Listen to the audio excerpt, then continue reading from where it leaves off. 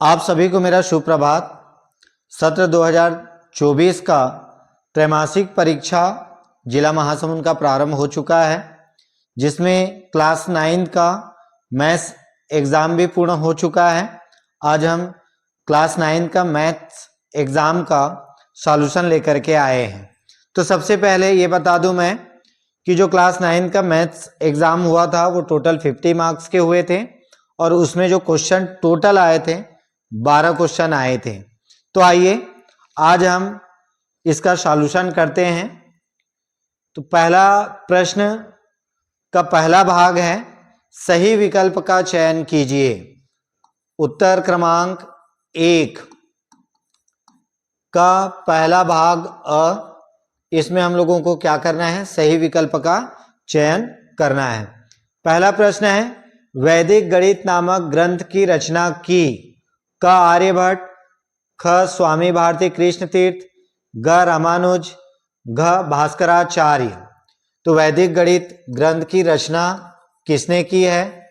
स्वामी भारती कृष्ण तीर्थ। किसने की है? स्वामी भारती कृष्ण तीर्थ ने की है और ये ऑप्शन है अपना ख। दूसरा प्रश्न है, a का घात m भागित a का घात n का मान होगा। तो हम लोगों को पता है जब हम भाग देते हैं जो घातांक है वो माइनस हो जाता है, तो इसका आंसर होगा क a का घात m ऋण n। तीसरा प्रश्न है, बहुपद x का घात 5 धन 3x का घात 3 धन 5x धन 7 का घात है। तो घात चर राशि x है, चर राशि का जो अधिकतम घात है, अधिकतम घात कितना है? अधिकतम घात 5 है, वही क्या कहलाता है? बहुपद का घात कहलाता है। इसलिए इसका आंसर होगा घ 5।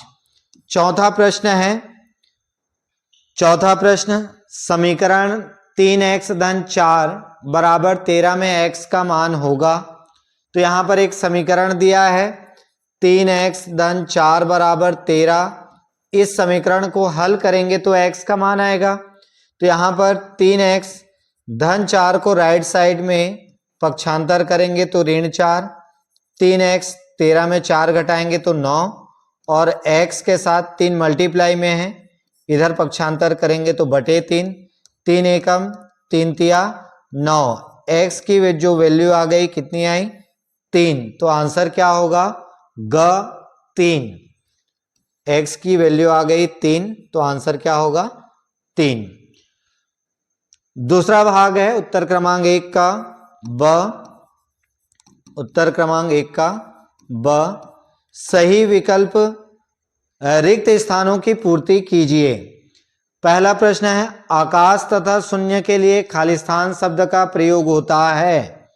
किस शब्द का प्रयोग होता है? खम शब्द का प्रयोग होता है। आकाश और शून्य के लिए खम शब्द का प्रयोग होता है।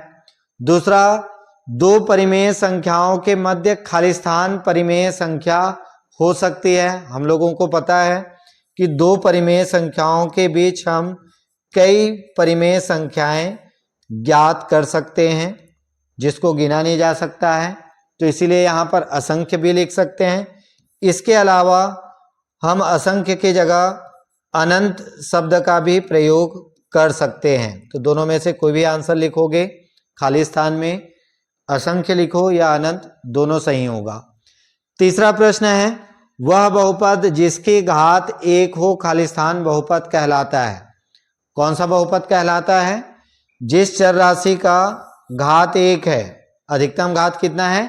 1 है, तो वो रैखिक बहुपद कहलाता है। कौन सा बहुपद कहलाता है? रैखिक बहुपद। तो तीसरा का ऑप्शन रिक्त स्थान में क्या लिखना है? रैखिक बहुपद। चौथा प्रश्न है, दो अंकों की संख्या का इकाई अंक x तथा दहाई अंक क्या है? y है। इकाई अंक x है और दहाई अंक y है। तो यहाँ पर दहाई अंक में 10 का गुणा करेंगे और इकाई में 1 का गुणा करके जोड़ेंगे तो उसका विस्तारित रूप कितना हो जाएगा? 10y plus x। ये इसका क्या होगा? खालिस्तान में आएगा। 2 अंकों वाली संख्या का आंसर 10y प्लस एक्स। इसके बाद अगला उत्तर क्रमांक 1 का सत्य और असत्य लिखना है।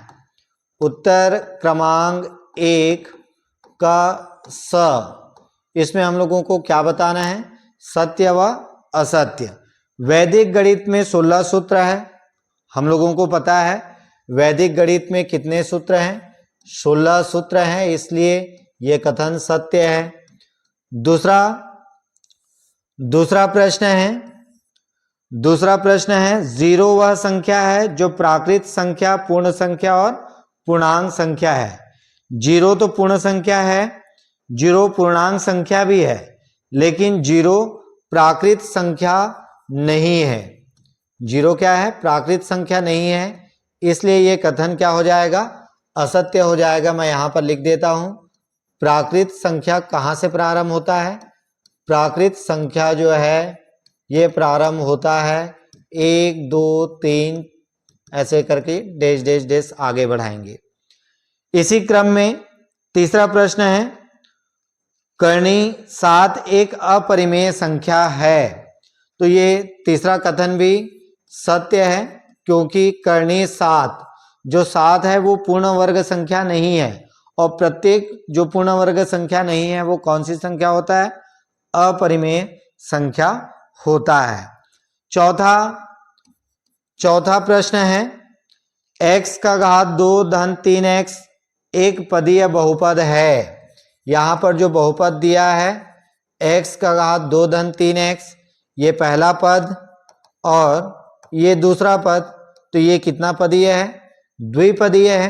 कितना पदीय है, द्विपदीय है। लेकिन यहां पर बोल रहा है कि ये एक पदीय है, तो द्विपदीय है, लेकिन प्रश्न में लिखता है एक पदीय है, तो ये कथन क्या हो जाएगा, असत्य हो जाएगा। उसके बाद उत्तर क्रमांक 2,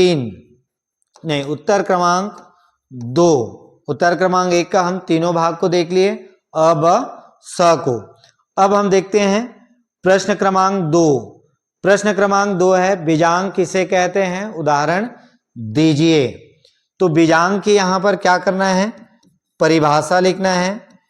बीजांक क्या होता है, बीजांक होता है किसी संख्या के अंकों को एक अंक आते तक जोड़ते हैं। क्या करते हैं, किसी संख्या के अंकों को एक अंक, किसी संख्या के अंकों को क्या करते हैं,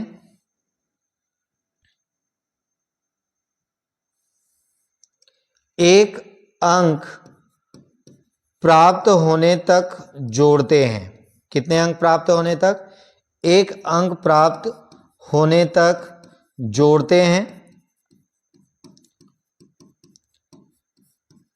यही अंक क्या कहलाता है, उस संख्या का बीजांक कहलाता है। यही अंक उस संख्या का बीजांक कहलाता है। तो यहां पर ये बीजांक की परिभाषा हो गई। साथ ही साथ एक उदाहरण भी देना है। क्या करना है, एक उदाहरण। तो उदाहरण के लिए आप अपने मन से कोई भी एक संख्या ले लोगे। एक संख्या मैंने क्या ले लिया, 825। कोई भी संख्या ले सकते हैं, ध्यान देना बच्चों, यहां पर उदाहरण अपने मन से लेना है। तो मैंने एक संख्या ले लिया 825, आप कोई भी संख्या ले सकते हैं। 825 का बीजांक निकालने के लिए इसके जो अंक है उसको क्या करेंगे, जोड़ देंगे। 8 धन 2 धन 5, इसको जोड़ेंगे तो 8 2 10 5 15 मिलेगा। क्या मिलेगा, 15। 15 एक अंक नहीं आया है तो इसको फिर जोड़ेंगे, 1 धन 5 बराबर कितना आ जाएगा, 6। 825 का बीजांक कितना हो गया, 6। ऐसे ही आप कोई भी एक एग्जाम्पल दे सकते हैं। इसके बाद प्रश्न क्रमांक 3। प्रश्न क्रमांक 3 में, प्रश्न क्रमांक 3, 2 करनी 2 धन 3 करनी 5 और 5 करनी 2 ऋण 2 करनी 5 का योग ज्ञात कीजिए। तो जो कणियां दी गई है मैं उसको लिख लेता हूं। 2 करनी 2, फिर लिखा है धन 3 करनी 5, दूसरा करनी दिया है 5 करनी 2 ऋण 2 करनी 5, दोनों का क्या करना है, योग ज्ञात करना है, इसलिए दोनों के बीच में क्या लिखेंगे, प्लस लिखेंगे। अब हम यहाँ पर समान करने वाले को पास पास लिखते हैं। समान करने बोलने से ये करनी 2 इसको एक साथ लिख लेते हैं, 2 करनी 2 सेम करने वाला और कितना है 5 करनी 2। ऐसे ही एक और दिया है करनी 5 वाला जो पद है वो 3 करनी 5 है, यहाँ पर करनी 5 वाला पद कितना है, ऋण 2 करनी 5। तो ये नेक्स्ट लाइन हो गया जो प्रश्न दिया था उसका। अब इसमें हम करेंगे करनी 2 कॉमन निकाल देंगे पहले 2 पद से, तो 2 धन 5 ये करनी 2 कॉमन, प्लस इन दोनों में करनी 5 कॉमन निकाल देंगे तो ये बचेगा 3 माइनस 2, ये आ जाएगा 2 प्लस 5 7 करनी 2 प्लस 3 में 2 घटाएंगे 1 और कितना है करनी 5। तो ये अपना उत्तर क्रमांक 3 जो प्रश्न क्रमांक 3 था उसका क्या हो जाएगा, आंसर होगा। इसी क्रम में प्रश्न क्रमांक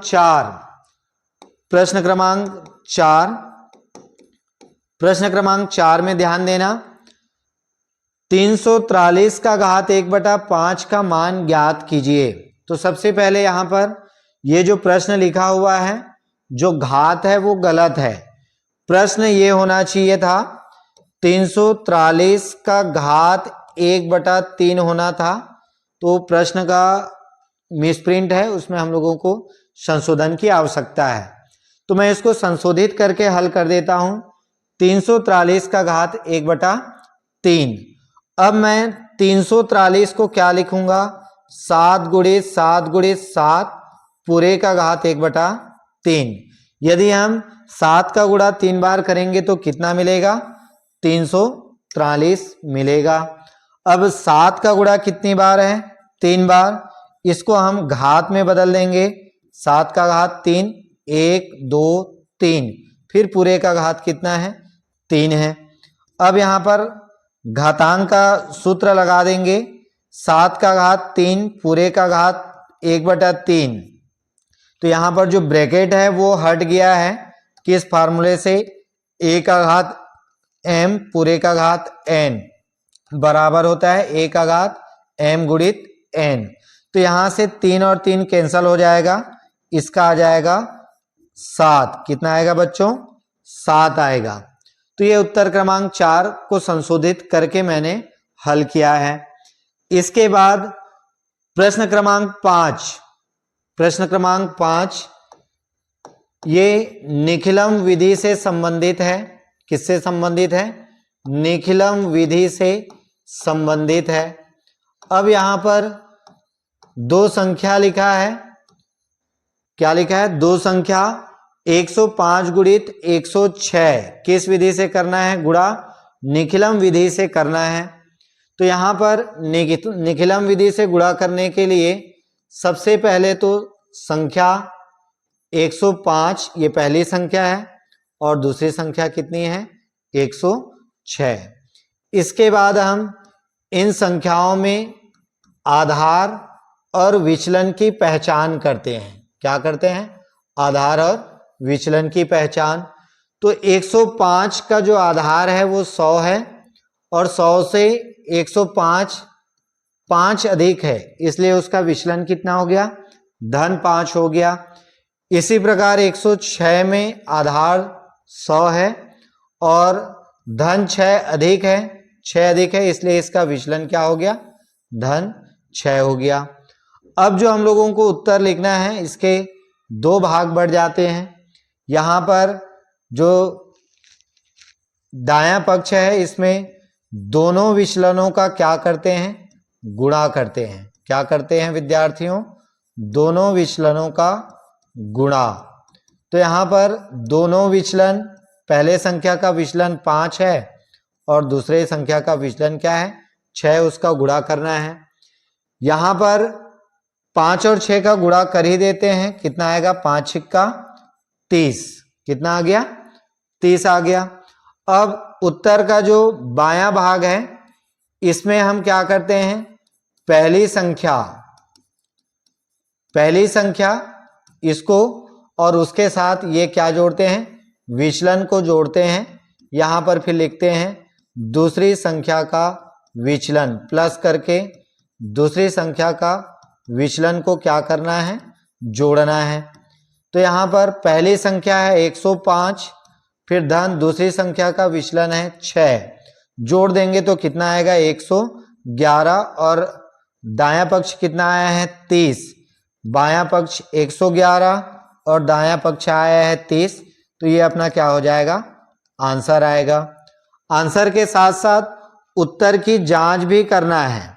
उसमें लिखा है गुणा कर उत्तर की जांच कीजिए। उत्तर की जांच हम किससे करेंगे, बीजांग की सहायता से उत्तर की जांच करेंगे। किसकी सहायता से, बीजांग। तो यहां पर हम एक क्रॉस चिन्ह लगाए हैं उत्तर की जांच करने के लिए, बड़ा सा। इधर दाएं पक्ष में बाएं पक्ष में पहली संख्या का बीजांक लिखते हैं। पहली संख्या है 105, ये पहली संख्या, इसका बीजांक यहां पर निकालना है। और 105 का बीजांक कितना आ जाएगा, 1 + 0 + 5, जोड़ेंगे कितना आएगा 6। राइट साइड में दूसरी संख्या को लेंगे। दूसरी संख्या क्या है 106, 106 का बीजांक क्या करेंगे, निकालेंगे। 106 का बीजांक निकालेंगे तो यह आ जाएगा 1 + 0 + 6, यह आ जाएगा 7। ऊपर में ये दोनों बीजांकों का क्या करते हैं, गुणा करते हैं। 6 × 7 = 42, 42 का बीजांक निकालेंगे। 42 का बीजांक निकालेंगे तो ये हम लोगों को प्राप्त हो जाएगा 4 + 2, कितना आ जाएगा 6। उसके बाद यहाँ पर उत्तर आया है 11,130, इसका बीजांक निकालेंगे। यदि इसका बीजांक 6 आता है, कितना आता है 6, इसके बराबर, तो हमारा उत्तर क्या होगा, सही होगा। और ये हम इसका बीजांक निकालते हैं 1 + 1 + 1 + 3 + 0, ये भी कितना आता है 0। तो ध्यान देना बच्चों, ऊपर में 42 का बीजांक 6 और उत्तर का बीजांक कितना आया है 6 आया है, दोनों बराबर है, इसलिए हमारा उत्तर सही है। ये हो गया प्रश्न क्रमांक 5। अब अगला है प्रश्न क्रमांक 5 हो गया। प्रश्न क्रमांक 6 देख लेते हैं। 4/7 और 5/7 के बीच 3 परिमेय संख्या ज्ञात कीजिए। कितना परिमेय संख्या ज्ञात करना है, 3। तो आइए हम देखते हैं उत्तर क्रमांक 6 का हल किस प्रकार होगा। तो सबसे पहले यहां पर लिखेंगे दी गई परिमेय संख्याएं हैं। जो 2 परिमेय संख्या दिया है उसको यहां पर हम लोगों को लिखना है। कितना दिया है, पहला दिया है 4/7 व दूसरा दिया है 5/7। कितना दिया है 4/7 और 5/7। ध्यान हम लोगों को यह देना है, क्या दोनों का हर समान है, दोनों का हर समान है, हाँ समान है। कितना है, दोनों का हर 7 है, तो दोनों संख्याओं के हर क्या है, समान है। दोनों संख्याओं के हर समान है। यहां पर ध्यान देना, यदि समान नहीं रहता तो हम लोग को समान करना पड़ता, लेकिन समान है इसलिए हम लोगों को, हमारे लिए ये ज्यादा आसान हो गया है।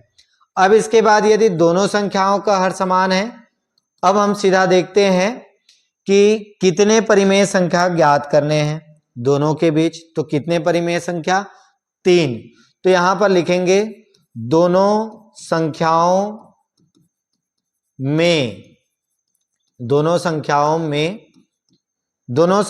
के अंश व हर में, दोनों संख्याओं के अंश व हर में 3 परिमेय संख्या ज्ञात करना है। तो यहां पर 3 से 1 अधिक करना है। जितनी परिमेय संख्या ज्ञात करने के लिए बोला जाता है उससे 1 अधिक करना है। तो 3 से 1 अधिक कितना हो जाएगा, 3 से 1 अधिक करेंगे तो 4 आएगा। 4 का गुणा करना है, कितने का गुणा करना है? 4 का। ये 4 कहां से आया? यहां पर लिखा है 3 परिमेय संख्या ज्ञात करना है तो उससे 1 अधिक, तो 3 का 1 अधिक करेंगे तो कितना आएगा? 4। 4 का क्या करना है? गुणा करना है।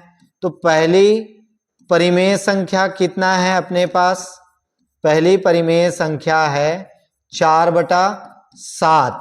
इसमें कितने का गुणा करना है? 4 का गुणा करना है ऊपर नीचे। 4 चौक 16 और 7 चौक कितना आ जाएगा? 28। इसी क्रम में दूसरी परिमेय संख्या अपने पास कितना है? 5/7। इसमें 4 का ऊपर नीचे गुणा कर दो। 5 चौक 20 बटे 7 चौक 28। पहली परिमेय संख्या 16/28 मिला और अंतिम परिमेय संख्या कितना है? 20/28 या दूसरी। अब दोनों के बीच जो अंश है 16 और इसका अंश है 20, तो पहले का जो अंश है उसको आगे एक एक बढ़ाते जाना है। 16 का 17/20, 17 के बाद 18/20, 18 के बाद 19/20। तो जो हम लोगों को 3 परिमेय संख्या ज्ञात करना है वो प्राप्त हो गया 17/20, 18/20, 19/20। अब हम नेक्स्ट क्वेश्चन देखते हैं। प्रश्न क्रमांक 7 है 3x धन 4 का 7x का वर्ग धन 2x धन 1 से गुणा करना है। क्या करना है? गुणा करना है। तो गुणा करते हैं। उत्तर क्रमांक 7, उत्तर क्रमांक 7। तो ध्यान देना है यहां पर पहला बहुपद है 3x धन 4, ये पहला बहुपद। इसका गुणा किससे करना है?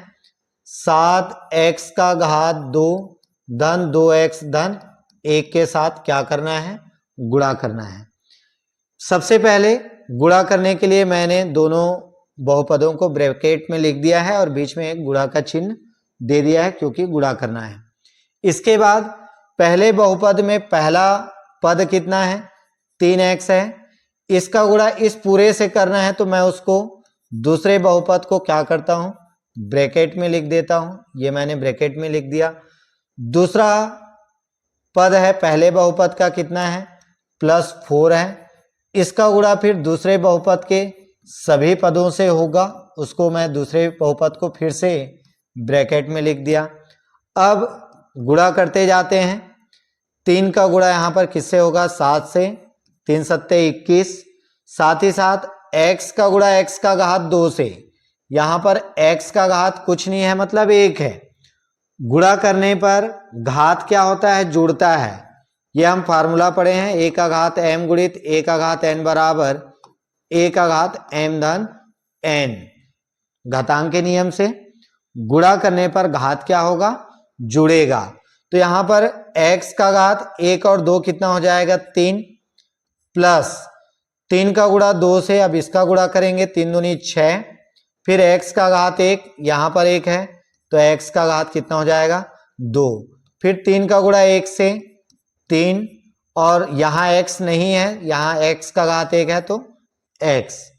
फिर प्लस 4 का गुणा 7 से, 4 सत्ते 28, x का घात 2 धन 4 दूनी 8 x, फिर 4 एकम 4। ये मैंने क्या कर दिया? गुणा कर दिया। ध्यान देना विद्यार्थियों, गुणा के साथ साथ हम लोगों को बहुपदों को जोड़ना भी पड़ता है। किन बहुपदों को जोड़ना पड़ता है? जिनका घात समान हो। जिन बहुपदों का घात समान है उन बहुपदों को आपस में क्या करना है? जोड़ना है। उन पदों को एक साथ लिखना है। तो पहले यहां पर मैं लिख देता हूं पहला जो पद है 21x का घात 3 है, ये मैंने लिख लिया। घात 3 वाला और पद है क्या? नहीं है। इसके बाद दूसरा जो पद है 6x का घात 2, ये मैंने लिख लिया। घात 2 वाला और पद है क्या? है। उसको मैं इसके पास में लिख ले देता हूं 28x का घात 2। ध्यान देना चिन्ह के साथ लिखना है, प्लस 28x का घात 2। अगला x वाले को देखते हैं +3x। x वाला और पद है +8 x, उसके बाद अंत में एक अचर पद है +4। अब घात 3 वाला तो एक ही पद है, जोड़ने की आवश्यकता नहीं है। 21x का घात 3, इन दोनों का घात समान है तो सामने का ये दोनों जुड़ेगा। 6 और 28 कितना हो जाएगा? 34 x का घात 2। ये x और x समान है तो ये संख्या जुड़ जाएगा। 3 और 8 कितना हो जाएगा? 11x, फिर कितना है अंतिम में? +4। तो ये उत्तर क्रमांक 7, प्रश्न क्रमांक 7 का आंसर होगा, जो दो बहुपदों का गुणनफल था। 21x का घात 3 धन 34x का घात 2 धन 11x धन 4। इसके बाद प्रश्न नंबर 8 पे आते हैं। प्रश्न नंबर 8 है 8.39 का बार को P बटा Q के रूप में परिवर्तित करना है। किस रूप में परिवर्तित करना है? P बटा Q के रूप में परिवर्तित करना है। तो आइए उत्तर क्रमांक 8 को देखते हैं किस प्रकार हम उसको हल करेंगे। तो सबसे पहले जो प्रश्न दिया है उसको मैं मान लेता हूं। माना P बटा Q बराबर कितना है? 8.39 का बार। बार जो है अशांत आवर्ती दशमलव है। अशांत आवर्ती दशमलव क्या होता है? जब 39 39 39 बार बार आता है तब हम उसके ऊपर क्या करते हैं? बार का चिन्ह लगा देते हैं।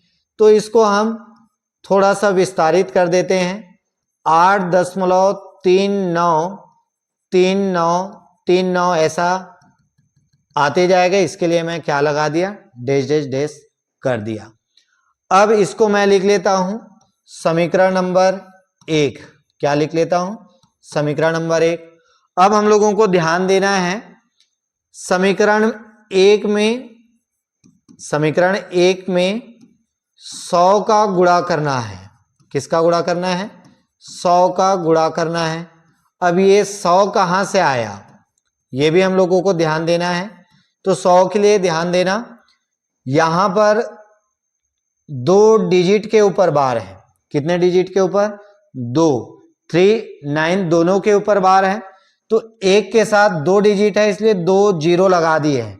1 के साथ 2 जीरो लगाएंगे तो क्या हो जाएगा? 100। यदि मान लो 3 के ऊपर रहता बार तो कितने का गुणा करते? 1000 का करते। क्योंकि यहां पर 2 का के ऊपर बार है इसलिए 2 शून्य लगाएंगे 1 के साथ तो क्या हो जाएगा? 100 का गुणा करेंगे। 100 का गुणा हम दोनों पक्ष में करेंगे। P बटा Q के साथ 100 का गुणा करेंगे तो 100 P बटा Q बराबर इधर 100 का गुणा करना है। ध्यान देना विद्यार्थियों, समीकरण 1 के राइट साइड में 100 का गुणा करेंगे तो 100 में कितने जीरो हैं? 2 जीरो हैं। तो ये जो दशमलव है वो 2 डिजिट आगे खिसक जाएगा। क्या होगा? 2 डिजिट आगे खिसकेगा तो ये हो जाएगा 839 839। दशमलव यहां पर आ जाएगा, ये दशमलव, फिर कितना है? 39 डैश डैश है तो और एक बार क्या लिख लेंगे? 39। ये मान लेता हूं इक्वेशन नंबर 2। क्या मान लिया? इक्वेशन नंबर 2 मान लिया। अब हम एक काम करते हैं, समीकरण 2 में समीकरण 1 को घटाते हैं। समीकरण 2 में 1 को घटाएंगे तो दोनों का बायां पक्ष और दायां पक्ष है तो बायां पक्ष को बायां पक्ष से घटाना है। 2 में समीकरण 2 का बायां पक्ष है 100 P बटा Q और इसका बायां पक्ष है -P बटा Q। समीकरण 2 का दायां पक्ष है 839.393939 डैश डैश डैश और समीकरण 1 का दायां पक्ष है 8.393939 डैश डैश डैश। अब यहां P बटा Q के सामने कुछ नहीं है, इसका मतलब 1 है। 100 में 1 घटा देंगे तो क्या आएगा? 99 P बाई Q। ध्यान देना विद्यार्थियों, दशमलव के बाद वाला जो डिजिट है वो दोनों का सेम है, वो घट जाएगा, उसको लिखने की आवश्यकता नहीं है। हम लोगों को सिर्फ 839 में कितना घटाना है, 8 घटाना है। कितना घटाना है, 8 घटाएंगे तो कितना आएगा, 831। अब ये आ जाएगा P बटा Q बराबर 831 बटे 99 को क्या करेंगे, पक्षांतर करेंगे। 831 बटा कितना आ जाएगा, 99 आएगा।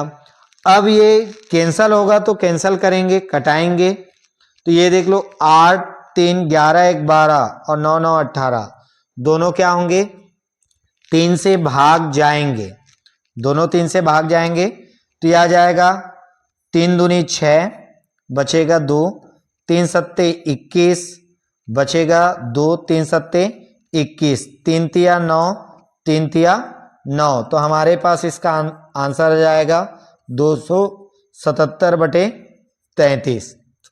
तो ये उत्तर क्रमांक कितना हो गया, 8। उसी में उत्तर क्रमांक प्रश्न क्रमांक 8 में एक और प्रश्न है, उसको भी सॉल्व करते हैं।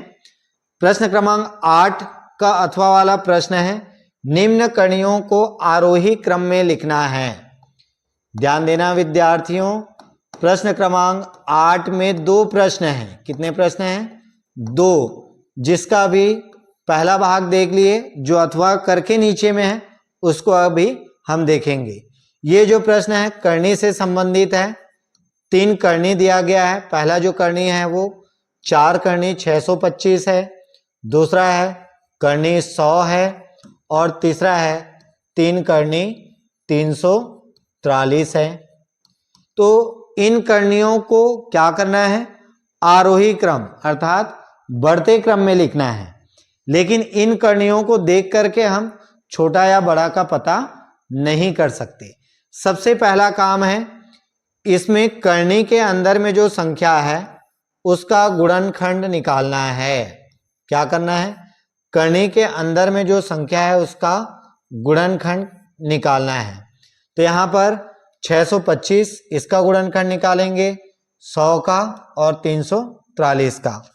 आइए 625 का गुणनखंड निकालते हैं। ये 2 से भी भाग नहीं जाएगा, 3 से भी भाग नहीं जाएगा, सीधा किससे जाएगा, 5 से। 5 से भाग देंगे तो 125 होगा, फिर 5 से भाग देंगे तो 25, फिर 5 से भाग देंगे तो 5 एकम 5 पंचे 25, फिर 5 से भाग देंगे तो 5 एकम 5। 100 का निकालेंगे, 2 से जाएगा, फिर 2 से भाग देंगे 50 को तो ये 25 आएगा, 25 फिर जाएगा 5 से, 5 पंचे 25, फिर आएगा 5 एकम 5। 343 जो है सीधा 7 से भाग जाएगा। कितने से भाग जाएगा, 7 से। ये आ जाएगा 49, फिर 7 से भाग देंगे 7 सत्ते 49, फिर 7 से भाग देंगे 7 एकम 7। तो यहाँ पर तीनों का हम गुणनखंड कर लिए। सबसे पहला 4 करनी 625, कितना है, 4 करनी 625, 4 करनी 625 के जगह इसको लिखेंगे, कितना आएगा, 5 गुणित 5 गुणित 5 गुणित 5। 5 को हम 4 बार गुणा करेंगे तो कितना आएगा, 625 आएगा। अब यहां पर करनी का मान कितना है, 4। तो यहां जो संख्या है उसको हम लोगों को 4 का पेयर बनाना है। कितने का पेयर, 4 4 का पेयर। तो 5 का 4 बार पेयर बन गया है, तो इसका क्या आएगा, सिर्फ वैल्यू आएगा 5। दूसरा करनी 100 है। करनी 100 को हम लिख सकते हैं 2 गुणित 2, 2 दूनी 4 हो गया। फिर इसके बाद 5 कितनी बार है, 2 बार, गुणित 5 गुणित 5। यहां पर ध्यान देना विद्यार्थियों, करनी का यहां पर मान नहीं दिया है, मान नहीं लिखा है, इसका मतलब इसका मान कितना है, 2। 2 का पेयर बनाना है। 2 का पेयर, अंक 2 का एक बार पेयर बना और 5 का कितनी बार, एक बार। तो इस 2 का पेयर एक बार बना है 2 और 5 का एक बार पेयर, तो यह आ जाएगा 2 पंचे 10। तीसरा है 3 करनी 343। 343 के जगह हम क्या लिखेंगे, 7 गुणित 7 गुणित 7। तो यह आ जाएगा 7 गुणित 7 गुणित 7। यहां पर करनी का मान 3 है, तो अंकों का जोड़ा, कितने अंकों का जोड़ा बनाना है? 3 अंकों का। तो 7 3 बार है तो इसका वैल्यू क्या आएगा? 7। अब यहां पर ध्यान ये देना है, आरोही क्रम में लिखना है। आरोही क्रम मतलब बढ़ते क्रम में। बढ़ते क्रम में लिखने के लिए सबसे छोटी संख्या को पहले लिखेंगे, 5 और 10, और 7 में सबसे छोटी संख्या है 5, फिर उसके बाद उससे बड़ा है 7, फिर उससे सबसे बड़ा है 10। अब ये 5 किसके जगह पे है? 5 आया है 4 करनी 625, फिर उसके बाद 7 किसके जगह पे आया है? 3 करनी 343, और उससे फिर 10 आया है, 10 किसके जगह पे आया है? करनी 100। तो ये अपना क्रम है। सबसे छोटा जो करनी है ये है पहले नंबर पे आएगा, 625 वाला, 4 करनी 625। दूसरे नंबर पे ये आएगा 3 करनी 343, और तीसरे नंबर पे ये आएगा करनी 100। इसके बाद ये हो गया प्रश्न नंबर 8। प्रश्न नंबर 9। प्रश्न नंबर 9 में ध्यान देना, px एक बहुपद दिया है, 4x का घात 3 धन 3x का घात 2 धन 2x धन 1, और एक दिया है qx 4x का घात 3 धन 2x का घात 2 ऋण 2x धन 5 का योगफल व अंतर ज्ञात कीजिए। क्या ज्ञात करना है? योगफल और अंतर। तो उत्तर क्रमांक 9, सबसे पहले जो बहुपद दिया है उसको मैं यहां पर लिख लेता हूं।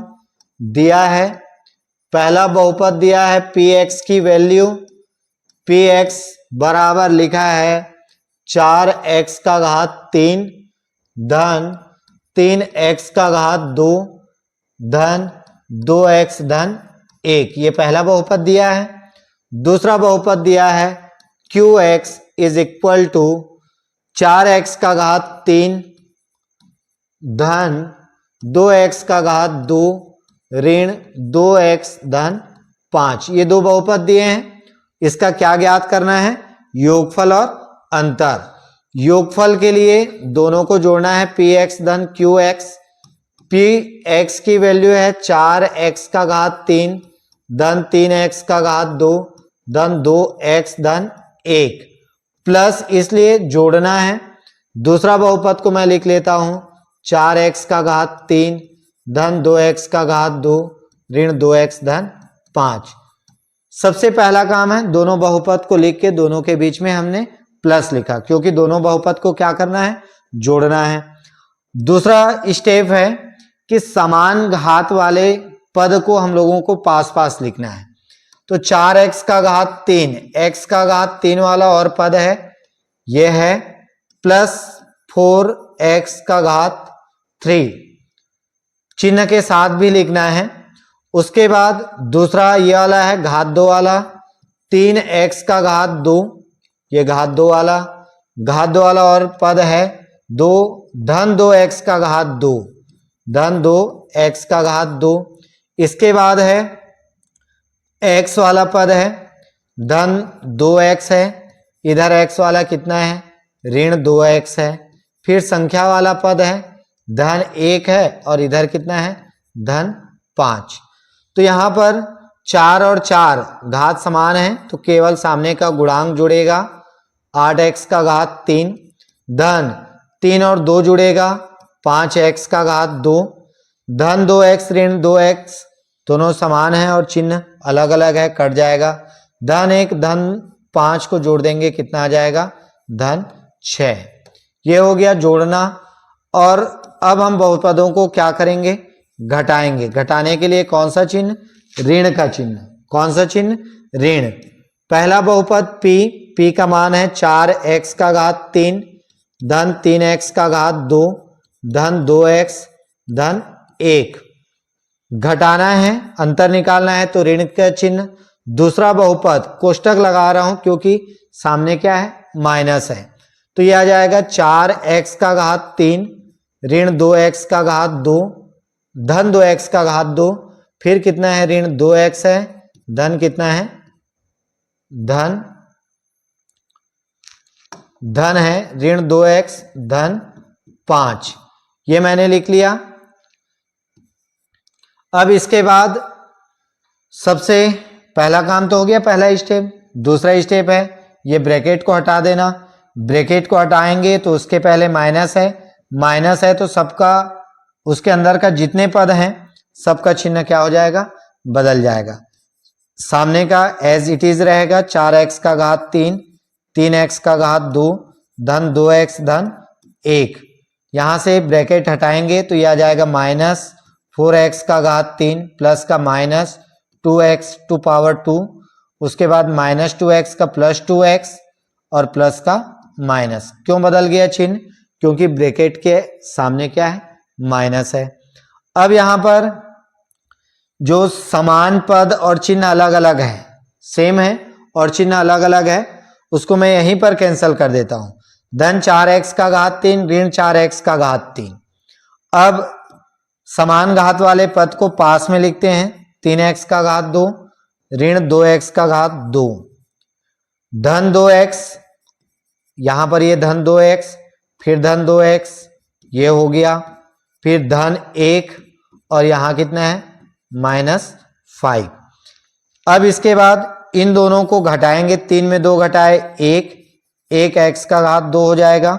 ध्यान देना यहां पर 1 नहीं लिखने से भी चलेगा, ठीक है। धन 2x कितना हो जाएगा, 4x धन 1 ऋण 5 कितना आ जाएगा, ऋण 4। तो ये हो जाएगा दोनों बहुपदों का अंतर। क्लियर है? अब हम नेक्स्ट प्रश्न देखते हैं। प्रश्न नंबर 9 का और एक प्रश्न है अथवा करके। अथवा में एक समीकरण दिया है, उत्तर क्रमांक 9 का अथवा वाला प्रश्न। इसमें एक समीकरण दिया है, क्या दिया है, समीकरण। और ये समीकरण मैं लिख लेता हूं जो दिया है। समीकरण है 6 + 4 ब्रैकेट में है 4 - m इक्वल 8, फिर ब्रैकेट में है 3m + 5। ये इक्वेशन दिया है। समीकरण को हल कीजिए। क्या करना है, समीकरण हल करना है। समीकरण हल करना मतलब इसमें जो चर राशि है उसकी वैल्यू ज्ञात करना। इसमें चर राशि कौन सा है, चर राशि है m। तो सबसे पहले हम ब्रैकेट हटाएंगे, 6 यहां पर प्लस है, ब्रैकेट हटाएंगे तो अंदर का जो चिन्ह है सब एज इट इज रहेगा। तो +4 - m, यहां पर 8, उसके बाद ब्रैकेट है, दोनों के बीच कोई चिन्ह नहीं है, मतलब मल्टीप्लाई है, गुणा करेंगे। 8 का गुणा 3 से, 8 × 24 m, फिर प्लस 8 का गुणा किससे करेंगे, 5 से, 8 × 5 = 40। यहां पर 6 और 4 को जोड़ दो, कितना हो गया, 10 ऋण m और यह आ जाएगा 24m धन कितना है, 40। 10, 40 को इधर पक्षांतर करोगे तो -40 हो जाएगा। कितना हो जाएगा, -40। यहां पर है 24m, इस -m को इधर पक्षांतर करेंगे तो -m का क्या हो जाएगा, +m। +10 - 40 कितना आ जाएगा, -30। 24m + 1m कितना आ जाएगा, 25m। m के साथ 25 मल्टीप्लाई में है, पक्षांतर करेंगे तो ये आ जाएगा -30, इधर पक्षांतर करेंगे तो ये आ जाएगा अपॉन में, कितना आ जाएगा, 25। 5 से कटेगा, 5 × 5 = 25, 5 × 30। तो यहां पर m की वैल्यू आ जाएगी -6/5। तो यहां पर क्वेश्चन नंबर 9 का जो सेकेंड पार्ट था ये उसका आंसर है। अब हम क्वेश्चन नंबर 10 से देखते हैं, 10 को देखते हैं। ये चैप्टर नंबर 6 का प्रश्न है, संख्याओं में भी है खेल। तो यहां पर क्वेश्चन नंबर 10 में भी 2 प्रश्न है अथवा करके। तो सबसे पहले ऊपर का प्रश्न को देखते हैं, उत्तर क्रमांक 10। यहां पर a और b का मान ज्ञात करना है। इसमें लिखा है b a, फिर लिखा है 3 33 को इसमें ऐड किया है b a के साथ, और ये कितना आया है, 12b। इसको हम लोग को सॉल्व करना है और किसका मान निकालना है, a और b का मान निकालना है। तो यहां पर इकाई इकाई को जोड़ दो, कितना आया है, इकाई इकाई को जोड़ेंगे तो a plus three is equal to आया है b। ठीक है, a plus three is equal to कितना आया है, b। ये इक्वेशन नंबर 1। और इसी क्रम में दहाई दहाई को जोड़ देते हैं, इन दोनों को जोड़ते हैं, b plus three is equal to ये बचा है 12, ये इसके बराबर होगा, कितने के बराबर, 12, समीकरण नंबर 2। तो यहां पर समीकरण 2 से हम 3 को पक्षांतर कर देते हैं राइट साइड। समीकरण नंबर 2 से b प्लस थ्री को क्या किए, प्लस 3 को इधर ले आए, -3 हो जाएगा। b इज इक्वल टू 12 में 3 घटा देंगे, कितना आएगा, 9 आएगा। और b की वैल्यू जो है इक्वेशन 1 में रख देते हैं। किस में रखेंगे, इक्वेशन 1 में रखने पर, इक्वेशन 1 में रखेंगे, 1 कितना है, a plus three is equal to b के जगह कितना रख दिए, 9 रख दिए। तो ये आ जाएगा a is equal to 9 plus 3 को इधर पक्षांतर करेंगे, -3, a इज इक्वल टू आया 9 में 3 घटा दिए, कितना आ गया, 6 आ गया। कितना आया, 6। आइए इसको हम चेक भी कर लेते हैं। b के जगह कितना आया है, अपने पास आया है 9, ये b के जगह, a के जगह कितना आया है, 6, नीचे में कितना है, 33, प्लस करना है, और ये हो गया 12, b के स्थान पे कितना आया है, b के स्थान पे आया है 9। तो देखो 6 और 3 को जोड़े 9 आया, 9 और 3 को जोड़े 12 आया। तो आंसर क्या है, सही है। इसके बाद प्रश्न नंबर 10 का जो अथवा वाला प्रश्न है उसको सॉल्व करते हैं। ml का मान ज्ञात करना है। किसका मान ज्ञात करना है, ml का मान ज्ञात करना है, प्रश्न नंबर 10 का अथवा। ठीक है, ml का मान ज्ञात करना है। इसमें दिया है ml गुणित 6 बटे कितना है, l। इसका मान हम लोगों को क्या करना है, ज्ञात करना है। तो इसके लिए सबसे पहले तो यहां पर l का गुणा 6 से करने पर, ये पहले हम इकाई इसको करेंगे, इस 6 का गुणा, ये जो ml संख्या है उसके इकाई में कितना है, l है, उससे करेंगे तो क्या मिलेगा, l मिलेगा। तो l इंटू 6 बराबर l, ये कब मिलेगा, इसको हम पहले चेक करेंगे। तो इस l की वैल्यू रखते जाओ, l की वैल्यू हम रख सकते हैं 0 गुणित 6 बराबर कितना आता है, 0 आता है। ऐसा हम क्रम से बढ़ाते जाते हैं। 1 इंटू 6 इज इक्वल टू कितना आया, 6। ये दोनों बराबर है क्या, l, ये बराबर नहीं है, ये l के जगह है, ये l के जगह है, दोनों सेम है, ये हो सकता है। दूसरा 2 इंटू 6 कितना आया, 12, ये भी हो सकता है, 2 आया है, ये 2 है, ये भी हो सकता है। 3 इंटू 6 कितना आया, 18, ये 3 है और ये 8 है, ये नहीं हो सकता।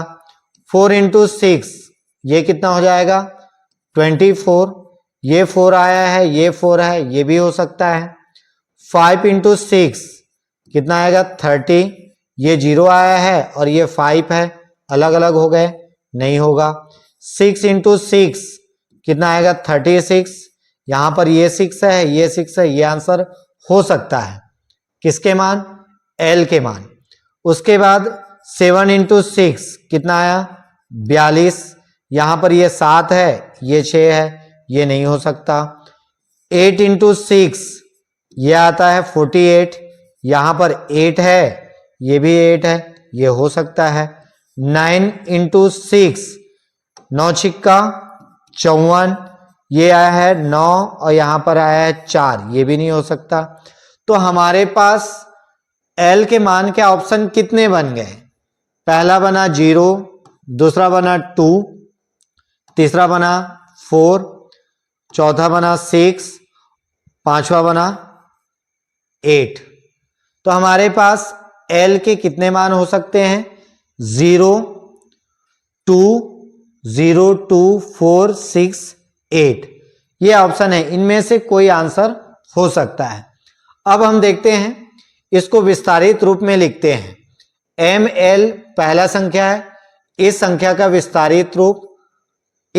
विस्तारित रूप होगा 10m, क्योंकि ये दहाई में है, प्लस l इकाई में है। इसके साथ हमने कितने का गुणा किया? 6 का गुणा किया। आंसर आया है, इस संख्या का गुणा 6 से किए, ml संख्या का गुणा 6 से किए तो आंसर आया है l। ये सैकड़े में है तो 100l, l दहाई में है तो 10l, फिर l इकाई में है तो 1l। अब यहां से कितना हो जाएगा? 6 का गुणा 10m से 60m, 6 का गुणा l से 6l, इसको जोड़ेंगे तो कितना आ जाएगा? 111l। यहां से 60m plus is equal to 111l plus 6l को इधर पक्षांतर करेंगे -6l। 60m यहां से माइनस 111 में 6 घटा देंगे 105l, m का मान आ जाएगा 105/60l।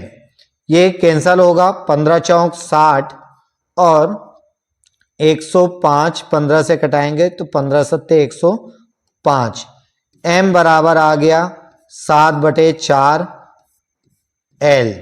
ध्यान देना, मैं यहां पर 0 रखूंगा l का मान तो ये 0 आ जाएगा, 0/4 संभव नहीं है। 2 रखूंगा तो कितना आएगा? l के जगह पे 2 रखूंगा तो 2 एकम और फिर ये 4 से कटेगा तो 7/2 आएगा। ये भी संभव नहीं है, क्योंकि यहां पर l का मान क्या आएगा? l का मान जो आएगा वो पूर्ण संख्या में होगा।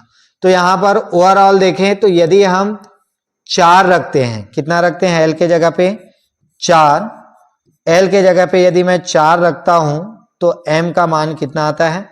7। तो ये हमारा वैल्यू होगा, m की वैल्यू होगी 7 कितने रखने पर? l के जगह पे 4 रखे तो l का मान 4 आएगा और m का मान आएगा 7, तब जाकर करके m बराबर 7/4 इंटू l का फार्मूला क्या होगा? सटीक होगा। आइए हम इसको चेक भी कर लेते हैं। m के जगह कितना आया है? 7, l के जगह पे आया है 4, इसमें 6 का गुणा करेंगे तो l का मान 4 आया है, तो 6 का गुणा 74 से करने पर कितना आता है? 444। तो m की वैल्यू 7 हो जाएगी, l की वैल्यू कितनी हो जाएगी? 4। इसके बाद प्रश्न क्रमांक 11वां, इसको हम देखते हैं। ये भी एक समीकरण के रूप में दिया है। इस समीकरण में लिखा है 6 धन करनी 3 बटे 6 ऋण करनी 3 बराबर a धन b करनी 3। यहां पर इस समीकरण में a और b दो परिमेय संख्या है, उसका वैल्यू क्या करना है? ज्ञात करना है। क्या करना है? ज्ञात करना है। तो यहां पर सबसे पहले हम लिखेंगे हर का परिमेयकरण करने पर। क्या करने पर? हर का परिमेयकरण करने पर। तो परिमेयकरण कैसे करते हैं आप लोगों को पता है, परिमेयकरण कैसे किया जाता है। तो 6 धन करनी 3 बटे 6 ऋण करनी 3, ये बायां पक्ष है, इसके हर में है 6 ऋण करनी 3, इसके बीच का चिन्ह को बदल देंगे, माइनस का प्लस, और अंश और हर में क्या कर देंगे? गुणा करेंगे। इधर है a धन b करनी 3, इसके बटे में कुछ नहीं है मतलब 1, उसका भी हर 1 है, उस हर का ऊपर नीचे क्या करेंगे? गुणा करेंगे। ये कहां से आया? ये हर के परिमेयकरण से। अब हर का परिमेयकरण करते हैं। 6 धन करनी 3 का गुणा 6 धन करनी 3 से, इस 6 का गुणा 6 धन करनी 3 से पहले होगा, फिर धन करनी 3 का गुणा 6 धन करनी 3 से होगा। यहां पर मैं ये फार्मूला लगा देता हूं, a minus B A plus B, A का वर्ग माइनस बी का वर्ग। बीजगणित का फार्मूला कौन सा? a धन बी ए ऋण बी, इसका फार्मूला होता है ए स्क्वायर माइनस बी स्क्वायर। कहां से? बीजगणित से। और यहां पर तो वैसा ही मिलेगा क्योंकि 1 का ऊपर नीचे गुणा किए हैं। अब गुणा करते हैं, ऊपर कोष्ठक हटा देते हैं गुणा करके। 6 का गुणा 6 से, 6 छिक्का 36, धन 6 को गुणा करनी 3 से, 6 करनी 3, करनी 3 का गुणा 6 से, 6 करनी 3, और करनी 3 का गुणा करनी 3 से, सिर्फ 3 करनी हट जाता है। 6 का वर्ग 36 और करनी 3 का वर्ग, वर्ग करने से भी करनी हट जाता है। यह आ जाएगा a धन b करनी 3। कितना आ गया? a धन b करनी 3। अब इसके बाद इसको आगे हल करते हैं। 36 और 3 जुड़ जाएगा 39, प्लस 6 और 6 जुड़ेगा 12 करनी 3, 36 में 3 घटा देंगे कितना आएगा? 33 बराबर a धन b करनी 3। यहां पर ये बटे 33 को दोनों पद के लिए अलग अलग कर देते हैं। 39 बटे 33 धन, फिर उसके बाद है 12 करनी 3 बटे 33 बराबर a धन b करनी 3। यहां से ये कट जाएगा, किससे कटेगा? 3 से। 11 तिया 33 और 13 तिया 39, ये कटेगा 3 से। 11 तिया 33, ये हो जाएगा 3 चौक 12। अब यहां पर तुलना करेंगे तो इस a के जगह पे है 13 बटे 11, a के जगह पे कितना है? 13 बटे 11, और b के जगह पे कितना है? b के जगह पे है 4 बटे 11। तो आंसर कितना हो जाएगा? a बराबर 13 बटे 11 और b बराबर 4 बटे 11। अब हम उसी का एक और प्रश्न है अथवा में सिद्ध करना है। क्या करना है? सिद्ध कीजिए कि x का घात a बटे x का घात b पूरे का घात a plus b into x का घात b बटे x का घात c पूरे का घात b plus c into x का घात c अपान x का घात a पूरे का घात c plus a is equal to 1। तो आइए उसको हम सिद्ध करके देखते हैं। कौन सा है? उत्तर क्रमांक 11 का अथवा प्रश्न। तो जो सिद्ध करना है उसका मैं LHS लेता हूं। क्या लेता हूं? LHS। LHS है x का घात a बटे x का घात b पूरे का घात a प्लस b, फिर गुणित x का घात b बटे x का घात c पूरे का घात b plus c into x का घात c अपान x का घात a पूरे का घात c प्लस a। तो यहां पर ये LHS का भाग हो गया। अब हम इसको हल करके क्या लाएंगे? RHS। तो हम लोगों को एक फार्मूला पता है घातांक के नियम से, x का घात a बटे x का घात b, यह आ जाएगा x का घात a ऋण b। क्या आएगा? x का घात a ऋण b। तो x का घात a ऋण b हो जाएगा घातांक के नियम से, फिर पूरे का घात a प्लस b। x का घात b बटे x का घात c, ऐसा ही ये आ जाएगा ऋण में x का घात b ऋण c, यह आ जाएगा b प्लस c, फिर इंटू x का घात c माइनस a, ये भी हो जाएगा, और पूरे का घात c प्लस a। फिर एक फार्मूला घातांक के नियम से हमने ये पढ़ा है a का घात m पूरे का घात n बराबर a का घात m गुणित n। तो यहां पर ब्रैकेट हटेगा तो एक x का घात a ऋण b a प्लस b, इसी क्रम में दूसरा भी होगा x का घात b ऋण c और ये हो जाएगा b प्लस c, फिर गुणित x का घात c minus a into c plus a। फिर हमने एक पढ़ा है बीजगणित का फार्मूला, अभी जो इसके पहले वाले में बताया, a minus B a plus B, A square minus B square, X का घात b minus C B plus C, B square minus C square into X का घात c minus A C plus A C square minus A square. फिर घातांक के नियम में हमने ये भी पढ़ा है a का घात m गुणित a का घात n गुणा करने पर घातांक जुड़ता है। क्या होता है विद्यार्थियों? गुणा करने पर घातांक जुड़ता है। घातांक जोड़ देंगे तो x का घात a square minus B square plus B square minus C square plus C square minus A square, अब यहाँ पर A square minus A square minus B square plus B square minus C square plus C square, क्या बचा? X का घात 0 बचा। फिर हमने पढ़ा है घातांक के नियम में ए का घात 0 बराबर कितना आता है? 1, तो ये आ गया 1, और जो LHS हमने लेके गया था और 1 जो RHS की वैल्यू है जो लाना था वो क्या हो गया? सिद्ध हो गया। अब आते हैं हम क्वेश्चन नंबर 12 पर। क्वेश्चन नंबर 12 पर फिर क्वेश्चन नंबर 12 में भी 2 प्रश्न हैं। पहला ऊपर वाला प्रश्न को देखते हैं। 2 अंकों वाली संख्या के 2 अंकों का योग कितना है? 8 है। 2 अंकों वाली संख्या के 2 अंकों का योग कितना है? 8 है। तो माना संख्या का इकाई अंक, संख्या का इकाई अंक, इकाई अंक ये मैं मान लेता हूं x है। कितना मान लिया? x। तो संख्या का दहाई अंक कितना होगा?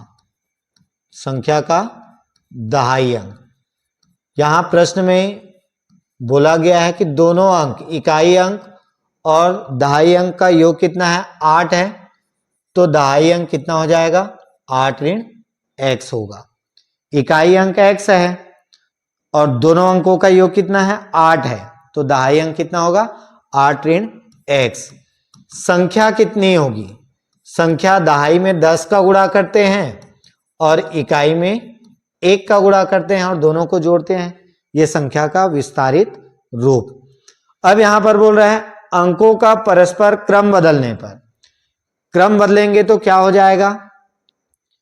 विपरीत अंकों को क्रम को बदलने पर, अंकों के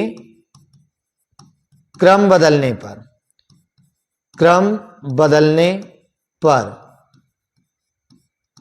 प्राप्त संख्या, क्रम बदलेंगे, अंकों के क्रम बदलने पर प्राप्त संख्या। अंक कौन सा है? ये इकाई है, ये दहाई है। तो इसको एक्सचेंज करेंगे, एक्सचेंज करेंगे तो 10 यहां पर आ जाएगा x और प्लस यहां पर कितना आएगा? 8 ऋण x। ये हो गया क्रम बदलने पर प्राप्त संख्या। अब प्रश्न में बोल रहा है क्रम बदलने पर प्राप्त संख्या दी गई संख्या से 18 क्या है? अधिक है। 18 अधिक है तो यहां पर क्रम बदलने के बाद जो संख्या मिला है वो है 10x प्लस 8 माइनस एक्स, और पहला जो संख्या था वो 10 ब्रैकेट में 8 माइनस एक्स प्लस एक्स से कितना अधिक है? 18 अधिक है। अब हल करके क्या निकालेंगे? x की वैल्यू निकालते हैं। तो 10x माइनस एक्स कितना आ जाएगा? 9x प्लस 8, 10 का गुणा 8 से 80 माइनस 10 का गुणा x से 10x प्लस x प्लस कितना आ जाएगा? 18। 9x, इस प्लस 8 को यहीं रहने देते हैं। 80 प्लस 18 कितना आ जाएगा? 98 माइनस 10x प्लस x कितना आ जाएगा? Minus 9x। 9x minus 9x को लेफ्ट साइड ले आएंगे, प्लस 9x। 98 है प्लस 8 को राइट साइड ले जाएंगे, माइनस 8। दोनों को जोड़ देंगे, 18x इज इक्वल टू 98 में 8 घटा देंगे, कितना आएगा? 90। x बराबर 90 अपान 18, 18 पंचे 90। तो संख्या कितना मिलेगा? संख्या ज्ञात करना है। संख्या क्या है? ये संख्या है, संख्या है 10 ब्रैकेट में 8 माइनस एक्स, एक्स कितना है? 5, फिर x के जगह पे कितना है? 5। तो ये आ जाएगा 8 में 5 गया 3, 10, 8 में 5 गया 3, फिर प्लस 5, 10 का गुणा 3 से 30 और धन 5 करेंगे तो कितना आएगा? 35। तो प्राप्त संख्या कितना आ गया? 35। जो संख्या ज्ञात करने के लिए बोला गया था वो कितना हो गया? 35। नेक्स्ट प्रश्न देखते हैं, उसी का उत्तर क्रमांक 12 का नीचे वाला प्रश्न देखते हैं। उत्तर क्रमांक 12 का अथवा वाला प्रश्न। अथवा वाले प्रश्न में ध्यान देना, विमला और सरिता की आयु में 7 अनुपात 5 का अनुपात है। यहां पर दिया है विमला की आयु और सरिता की आयु का अनुपात। विमला की आयु और सरिता की आयु का अनुपात कितना दिया है? ये दिया है 7:5 लिखा है प्रश्न में, 7:5 लिखा है। तो यहां पर हम जब इस प्रकार का अनुपात वाला प्रश्न रहता है तो यहां पर हम दोनों की आयु को मानते हैं अनुपात के रूप में। विमला की आयु ये मान लेते हैं 7x वर्ष और सरिता की आयु दूसरा अनुपात के रूप में संख्या है 5, तो ये आ जाएगा 5x वर्ष। अब बोल रहे होगे कि यहाँ x कहाँ से आया? तो यहाँ पर जो x है ये अनुपातिक नियतांक है। x क्या है? अनुपातिक नियतांक लिया हमने। अब प्रश्न में बोल रहा है 4 वर्ष पश्चात आयु का अनुपात। तो 4 वर्ष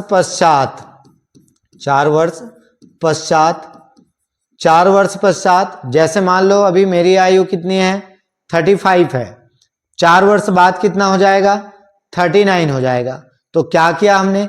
35 में +4 8 कर दिया। तो वैसे ही विमला की आयु 4 वर्ष पश्चात कितनी हो जाएगी? विमला की आयु 4 वर्ष पश्चात, अभी उसकी आयु कितनी है? 7x है। 4 वर्ष पश्चात 7x धन 4 वर्ष होगी। सरिता की आयु कितनी है? सरिता की आयु 5x है। 4 वर्ष पश्चात कितनी हो जाएगी? 5x धन 4 वर्ष। अब प्रश्न में बोल रहा है कि दोनों के आयु का अनुपात 4 वर्ष पश्चात कितना हो जाता है? 4:3 हो जाता है। तो 4 वर्ष पश्चात अनुपात को हम किस रूप में लिख रहे हैं? अभी बटे के रूप में। ये हो जाता है 4:3 हो जाता है। अब इस प्रकार के समीकरण को हम हल करना पड़े हैं। किस मेथड से हल करते हैं? तिर्यक गुणा मेथड से हल करते हैं। इसका गुणा इससे होगा तो 3 का गुणा 7x + 4 से करेंगे तो 7 तिया 21x, 4 का गुणा 3 से 4 तिया 12। इसका गुणा करेंगे 5 का गुणा 4 से, 5 चौक 20x और 4 चौक 16। 21x + 20x को इधर ले आओ, -20x = 16 है। 12 को उधर ले जाओ, -12। तो ये आ जाएगा x। 21 में 20 घटाएंगे 1, x बचेगा तो x। 16 में 12 घटाए तो कितना आया? 4। अब आयु कितनी हो जाएगी? विमला की आयु कितनी माना है हमने? विमला की आयु हमने माना है 7x। तो 7x ये विमला की आयु है। तो इसमें 7 × x का मान 4 रखेंगे तो 7 चौक कितना आएगा? 18 वर्ष। इसी प्रकार सरिता की आयु हमने कितना माना है? सरिता की आयु हमने माना है 5x। 5x, x की वैल्यू फिर कितनी रखेंगे? 4 रखेंगे तो 5 चौक कितना आ जाएगा? 20 वर्ष। तो ये त्रैमासिक एग्जाम जो हुआ था उसका पूर्ण सॉल्यूशन है। मेरे YouTube चैनल को लाइक, सब्सक्राइब और कमेंट कीजिएगा।